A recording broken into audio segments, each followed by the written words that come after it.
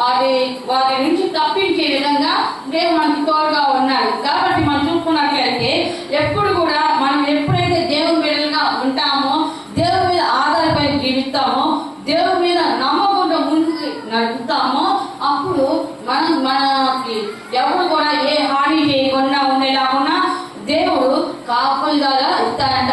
మన పాదములు రాయి తగలకుండా దేవుడు అంట ఆయన యొక్క దూతల్ని అంట మనకి కాపులాగా వస్తాయంట.